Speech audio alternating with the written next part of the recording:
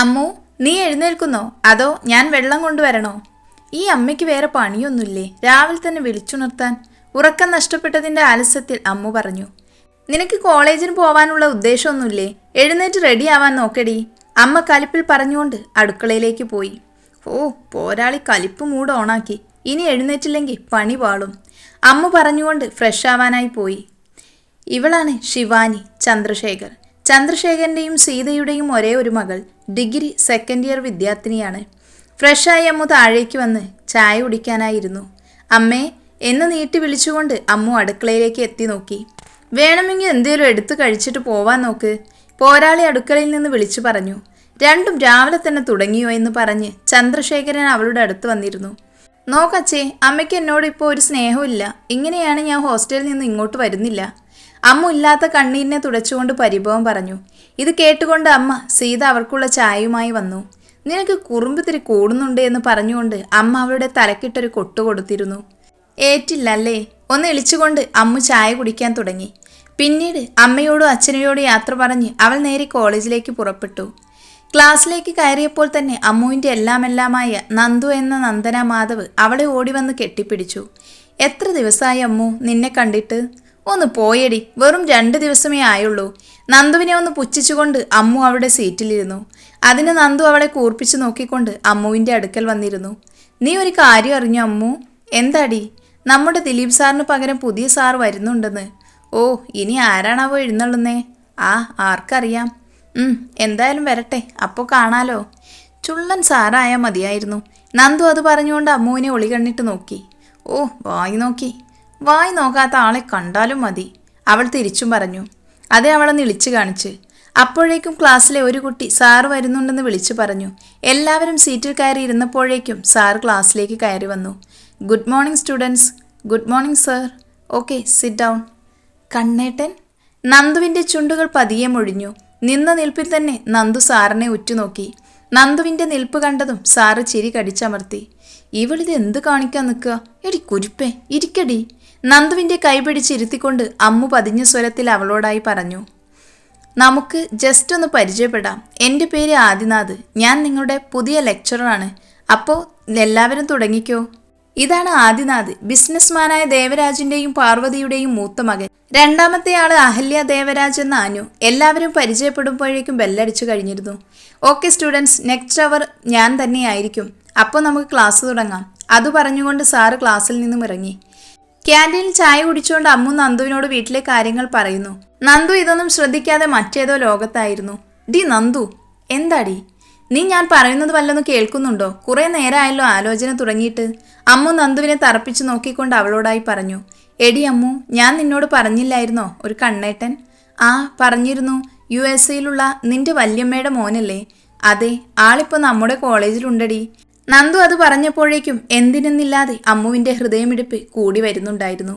നീ എന്താ നന്ദു പറഞ്ഞത്? കണ്ണേട്ടൻ ഇവിടെ ഉണ്ടെന്നോ? അതിടി പൊട്ടി. നന്ദു അതാരെന്ന് പറയാൻ തുടങ്ങുമ്പോഴേക്കും അവരുടെ ക്ലാസ്സിലെ ആതിര അവരുടെ അടുത്തേക്ക് വന്നു. പിന്നീട് അവർ മൂന്നും സംസാരിച്ച് ക്ലാസ്സിലേക്ക് പോയി. ക്ലാസ്സിന് മുന്നിലെത്തിയതും ക്ലാസ് എടുത്തുകൊണ്ടിരിക്കുന്ന ആദിനാഥിനെ കണ്ടതും മൂവരും ക്ലാസ്സിന് പുറത്തു തന്നെ നിന്നു. May I come in sir? പറഞ്ഞുകൊണ്ട് ആതിര സാറിനെ നോക്കി. Yes coming. 3 പേരെയും നോക്കിക്കൊണ്ട് സാറ് പറഞ്ഞു. അവർ ക്ലാസ്സിൽ കയറിയിരുന്നു. ഡി നന്ദു, പതിഞ്ഞ സ്വരത്തിൽ അമ്മു വിളിച്ചു. മിണ്ടാതിരിയടി, സാറ് കേൾക്കും. നന്ദു അതേ സ്വരത്തിൽ പറഞ്ഞു. പിന്നെ അങ്ങേരോട് പോവാൻ പറ, പുച്ഛിച്ചുകൊണ്ട് അമ്മു പറഞ്ഞു. അപ്പോഴാണ് സാർ അവരുടെ അടുത്തേക്ക് വന്നത്.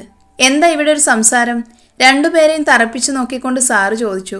ഒന്നുമില്ല സാർ, ഇളിച്ചോണ്ട് നന്ദു പറഞ്ഞു. ലേറ്റായി വന്നതും പോരാഞ്ഞിട്ട് ഇവിടെ ഇരുന്ന് സംസാരിക്കുന്നോ?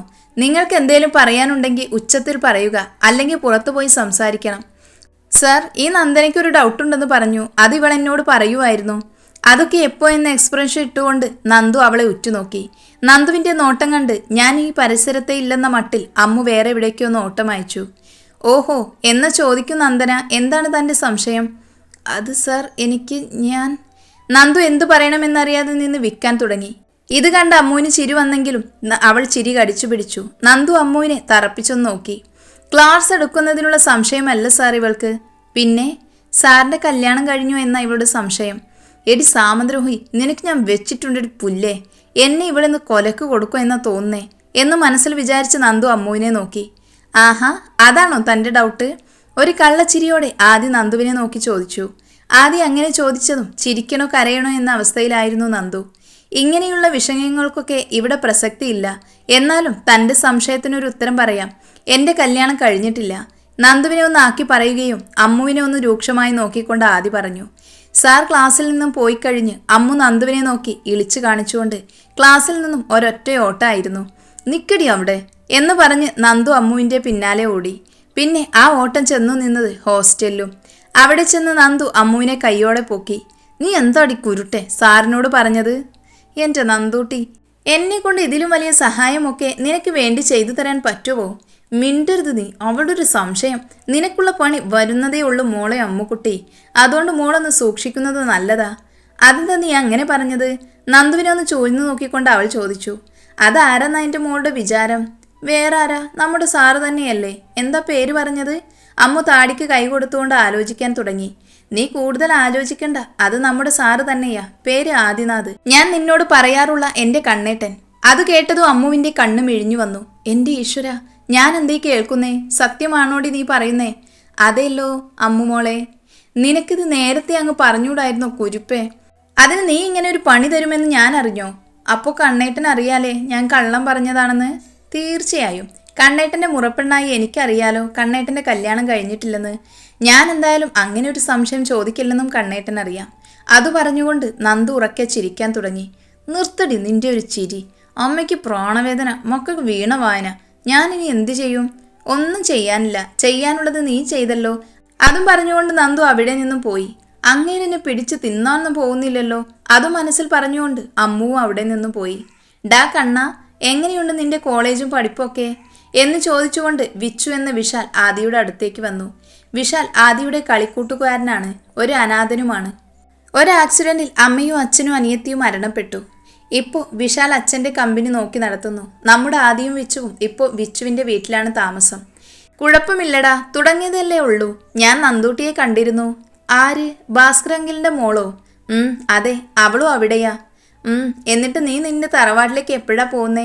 ഓ, അപ്പോഴേക്കും നിനക്കെന്നെ ഇവിടെ നിന്നും പറഞ്ഞുവിടാൻ ധൃതിയായല്ലേ? വിച്ചുവിനെ ഒളി കണ്ടിട്ട് നോക്കി ആദി പറഞ്ഞു. ഡാ ചെക്ക, വേണ്ടാട്ടോ. എന്നെ കൊണ്ട് കൂടുതലൊന്നും പറയിപ്പിക്കണ്ട. ഞാൻ ചുമ്മാ പറഞ്ഞതാ എൻ്റെ വിച്ചൂട്ടാ. ഇനി അങ്ങനെ വല്ലതും പറഞ്ഞാൽ എടുത്ത് കിണറ്റിലിടും ഞാൻ, പറഞ്ഞേക്കാം. എനിക്കിത് ഇനിയും ജീവിക്കണട പുല്ലേ. വേണോ? വിച്ചു ചിരിച്ചുകൊണ്ട് ചോദിച്ചു. വേണ്ടേ? വേണം. എനിക്ക് ഇനിയും ജീവിക്കണം. പോവണം. ലീവ് കിട്ടട്ടെ, അപ്പോൾ പോവാം. അങ്കിളിനോട് ഞാൻ വിളിച്ചു പറഞ്ഞിരുന്നു. പുഞ്ചിരിച്ചുകൊണ്ട് ആദി വിച്ചുവിനോടായി പറഞ്ഞു. എന്നാൽ നീ പോയി ഫ്രഷായി വാ, ഞാൻ ഫുഡ് എടുത്തു വെക്കാം. ഓക്കെ. അതും പറഞ്ഞ് ആദി ഫ്രഷ് ആവാനായി പോയി. അങ്ങനെ ഇരുവരും ഫുഡ് കഴിച്ച് ഓരോ വിശേഷങ്ങൾ പറഞ്ഞിരുന്നു. പിറ്റേന്ന് രാവിലെ ഹോസ്റ്റലിൽ. അമ്മു, എഴുന്നേൽക്കടി. നന്ദു അമ്മുവിനെ കുലുക്കി വിളിക്കുവാണ്. എന്താടി, ഉറങ്ങാൻ സമ്മതിക്കില്ലേ? അമ്മു ഉറക്കച്ചടവോടെ പറഞ്ഞു. എന്നാ നീ എഴുന്നേൽക്കണ്ട, ഞാൻ പോവാ. നീ വരുവാണേ വന്നാ മതി എന്ന് പറഞ്ഞുകൊണ്ട് നന്ദു കണ്ണാടിയുടെ മുന്നിൽ പോയി മുടി ചീകാനായി തുടങ്ങി. ഞാൻ ഇന്ന് വരണോ നന്ദു? അതെന്താ? അമ്മുവിനെ നോക്കിക്കൊണ്ട് നന്ദു ചോദിച്ചു. അല്ല, ചുമ്മാ ഒരു മടി. ഒന്ന് ഇളിച്ചുകൊണ്ട് അമ്മു പറഞ്ഞു. മര്യാദയ്ക്ക് നീ റെഡിയാവുന്നോ അതോ ഞാൻ വരണോ? വേണ്ട, ഞാൻ വരാം. ദേ പോയി ദാ വന്നു. അത് പറഞ്ഞ് അമ്മു ഫ്രഷ് ആവാനായി പോയി. ഈ പെണ്ണിൻ്റെ ഒരു കാര്യം. അമ്മു പോയ വഴിയെ നോക്കിക്കൊണ്ട് നന്ദു പറഞ്ഞു. അങ്ങനെ രണ്ടുപേരും കോളേജിലേക്ക് യാത്രയായി. വിച്ചു, ഞാൻ ഇറങ്ങാട്ടോ. ശരി കണ്ണാ, ഈവനിങ് കാണാം. Okay, bye. അതും പറഞ്ഞ് ആദി ബൈക്കിൽ കയറി കോളേജിലേക്കും വിച്ചു അവൻ്റെ കാറിൽ കയറി ഓഫീസിലേക്കും പോയി. ക്ലാസ്സിലേക്ക് പോകുന്ന വഴിയിൽ വെച്ച് അമ്മുവിനെയും നന്ദുവിനെയും ആതിര വിളിച്ചു. ഡാ, ആരേലും ഒരാൾ എൻ്റെ കൂടെ ലൈബ്രറിയിൽ വരെ വരാവോ? അമ്മുവും നന്ദുവും മുഖത്തോട് മുഖം നോക്കി. കാരണം ഇവർക്ക് രണ്ടുപേർക്കും ലൈബ്രറിയിൽ പോകുന്ന ശീലമൊന്നുമില്ല. എന്താ, വരുവോ? എനിക്കൊരു ബുക്ക് എടുക്കുവാനുണ്ടായിരുന്നു. ഒറ്റയ്ക്ക് പോവണ്ട എന്ന് ഓർത്താ വിളിച്ചേ. മറുപടി ഒന്നും കിട്ടാതായപ്പോൾ ആതിര വീണ്ടും അവരോടായി ചോദിച്ചു. അതിനെന്താ ആതിര, നന്ദു വരും നിന്റെ കൂടെ. അമ്മു പറഞ്ഞുകൊണ്ട് നന്ദുവിനെ നോക്കി. ഞാനോ? നീ പോയിട്ട് വാ നന്ദു, ഞാൻ ക്ലാസ്സിൽ കാണും. എന്നാ എൻ്റെ ബാഗ് കൂടി നീ കൊണ്ടുപോയിക്കോ. അമ്മു, ഞാൻ പോയിട്ട് വരാം. ശരി. അതും പറഞ്ഞുകൊണ്ട് നന്ദുവിൻ്റെ ബാഗും തൂക്കി അമ്മു ക്ലാസ്സിലേക്ക് നടന്നു.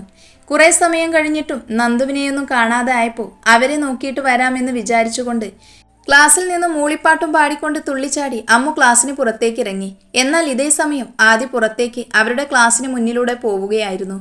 കഴിഞ്ഞ ദിവസം ചെറുതായി മഴ പെയ്തതിന്റെ ലക്ഷണമൊക്കെ ഉണ്ടായിരുന്നു. അമ്മു തുള്ളിച്ചാടി വരുന്നതുകൊണ്ട് സാറിനെ അവൾ ശ്രദ്ധിച്ചില്ല. അതുപോലെ തന്നെ ആദി പുറത്തെ കാഴ്ചകൾ കണ്ടുകൊണ്ട് വരുന്നത് കാരണം അമ്മുവിനെ ആദിയും കണ്ടില്ല. അമ്മു നേരെ പോയി ആദിയുടെ ദേഹത്ത് പോയി തട്ടുകയും ബാലൻസ് കിട്ടാതെ ആദി കറക്റ്റ് ചെളിവെള്ളത്തിൽ വീഴുകയും അമ്മു അടുത്തുള്ള തൂണിൽ ചാരി ബാലൻസ് ചെയ്ത് നിന്നു. ചെളിയിൽ വീണുകിടക്കുന്ന ആദിയെ നോക്കി അമ്മു നീ ഉമിനീരിറക്കി. എന്റെ കർത്താവേ, നന്ദു പറഞ്ഞത് വെച്ച് നോക്കുമ്പോൾ ഇന്ന് ഇങ്ങേരെന്നെ വലിച്ചു കീറി ഭിത്തിയിലൊട്ടിക്കും. ഞാനിപ്പോൾ എന്താ ചെയ്യുക? ഓടിയാലോ?